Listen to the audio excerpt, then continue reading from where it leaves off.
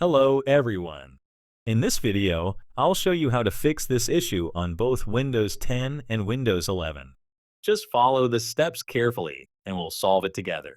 First, open the Services window. Go to the Windows search bar, type Services, and open the app from the search results. Now we need to disable a few services. Find Background Intelligent Transfer Service. You can quickly locate it by pressing the B key on your keyboard. Once you find it, right-click the service, select Properties, change the startup type to Disabled, click Apply, then OK. Next, find sysmain. You can press S to jump to it quickly. Right-click on sysmain, select Properties, set the startup type to Disabled, click Apply and OK. After that, look for Windows Search. Right-click it, open Properties, set the startup type to Disabled, click Apply and OK. Now do the same for Windows Update.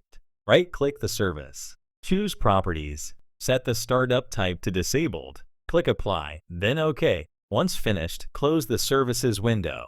Next, open the Registry Editor. Go to the search bar, type Registry Editor, and open it. If a permission window appears, click Yes.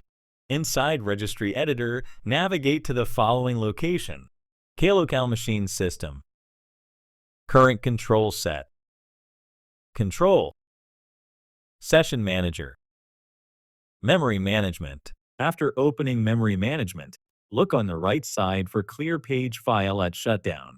Right-click it, select Modify, change the value data to 1, click OK. Now close Registry Editor. Next, go back to the search bar and type Background Apps. Open the Settings page and disable apps running in the background that you don't really need.